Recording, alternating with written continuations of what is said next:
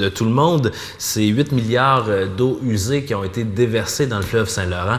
Alors, bonne raison pour parler vert aujourd'hui. Et nous recevons Julie Beauregard, qui est chargée de projet chez Radar Innovation. Bienvenue sur le plateau. Merci beaucoup. Bonjour. Madame Julie, on va se tutoyer. Oui. Ça va être plus facile. Ça va être plus facile. Dis-moi, Radar Innovation, c'est quoi cette entreprise-là exactement? Radar Innovation, c'est une entreprise de fabrication de machinerie industrielle. Donc, on fait de la soudure, de l'usinage, du mécano-soudé pour les entreprises. À première écoute, on est loin de l'environnement. Oui, on est très loin de l'environnement. Par contre, le fondateur, Martin Couture, avait déjà à l'esprit, au moment de la fondation, de travailler en environnement. Donc, une fois que l'entreprise a été mise sur pied, je me suis joint à l'équipe pour travailler un petit peu plus ce volet-là. OK. Donc, on se concentre sur le volet environnement. Vous y allez d'actions concrètes une fois par mois. Je trouve ça intéressant. Oui. Septembre, on termine le mois. Vous avez fait quoi exactement? Bien, en septembre, notre thématique, c'était du changement dans l'air. Donc, on amorçait notre programme d'activité en développement durable. On a commencé ça en force en participant, toute l'équipe de chez Radar Innovation, au défi Sans auto solo, qui remplace la journée En ville sans ma voiture. Okay. Donc, on s'est tous inscrits, on a tous participé donc, pour faire lancer le défi aussi aux autres entreprises autour. Vous êtes combien dans l'entreprise? On est une dizaine pour l'instant. C'est sûr qu'il y a des ateliers qui sont rattachés à nous aussi. Mais à l'intérieur de l'usine, présentement, on est tout petit. Mais quand même, on a décidé de faire notre part. On se transporte en octobre. La thématique, c'est quoi? La thématique, c'est recycler, réutiliser et réduire. Donc, les 3 R du 3RV. On est dans la gestion des matières résiduelles. On va revoir notre plan d'approvisionnement et de gestion des déchets. Donc, une petite entreprise de 10 personnes qui s'implique dans l'environnement, j'imagine que vous voulez faire des petits avec ça? Oui, exactement. Mais en fait, tout ce programme-là d'activité, c'est pour la fondation de notre nouvelle entreprise qui va s'appeler EcoRadar en avril 2016, qui va être une entreprise en développement durable, donc vraiment spécialisée là-dedans. Et puis, chaque action qu'on fait d'ici là, c'est vraiment dans le but de nous faire connaître et de développer notre expertise pour pouvoir offrir des services après. C'est quoi une entreprise en développement durable exactement? Bien, une entreprise en développement durable, ça s'appuie sur 3 piliers, autant le économique que le social que l'environnemental. Donc, on ne se base pas seulement sur l'environnement. Il faut voir à long terme. Il faut voir une entreprise qui est capable de survivre dans le temps sans nuire à la population autour ni à l'environnement.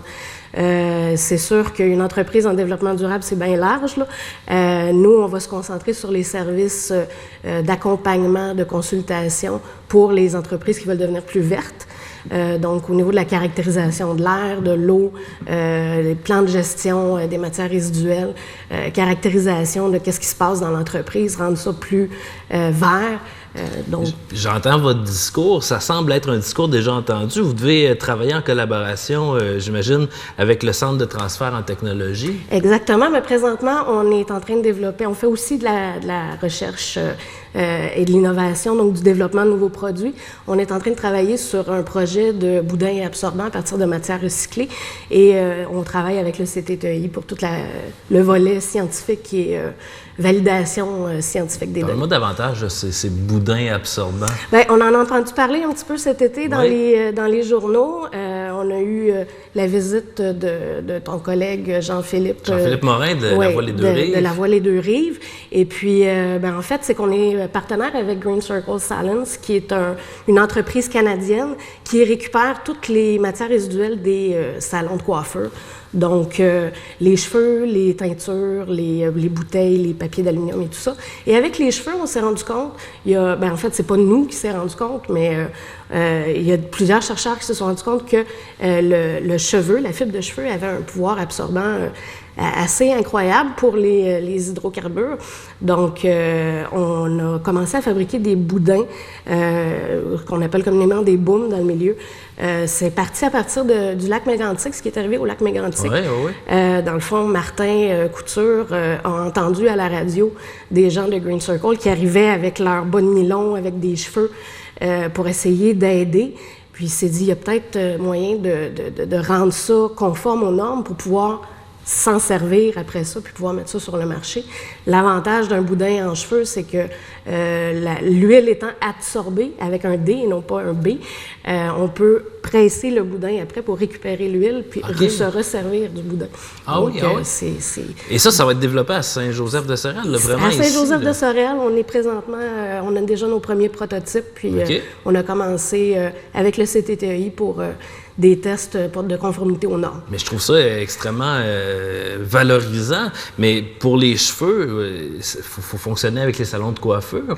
Votre rayon, il est à grandeur de la province? À grandeur du Canada, mon cher. Ah oui? Oui. Donc, les cheveux de monsieur et madame tout le monde qui sortent de chez le coiffeur se retrouvent à Saint-Joseph-de-Sorel. En fait, ceux qui vont dans les salons de coiffure qui sont associés avec Green Circle Salons.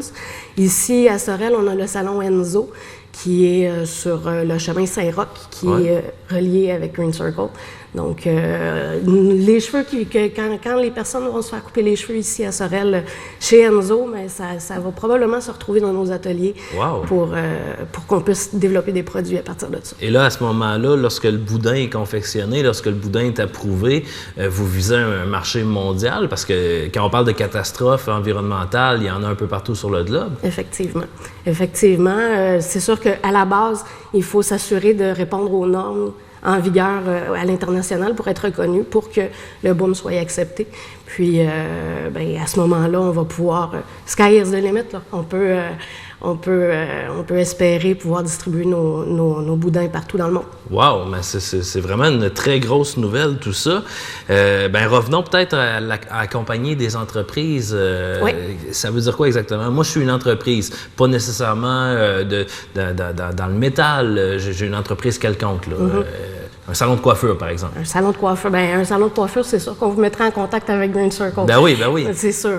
Mais pour une entreprise industrielle, c'est sûr qu'il y a toujours des analyses de l'air, de la qualité de l'air intérieur à faire, les eaux qui sont rejetées, tous les contaminants qui peuvent être rejetés dans l'air à l'extérieur, autant pour l'environnement que pour les travailleurs sur place. Le sol, des fois, les machineries, il peut y avoir des fuites et tout ça. Donc, vérifier à ce qu'il y ait un moins grand impact sur notre environnement, sur notre territoire. Il y a eu dans les dernières années la mode d'enlever les amiantes. Hein, et souvent, c'était on insonorisait avec l'amiante.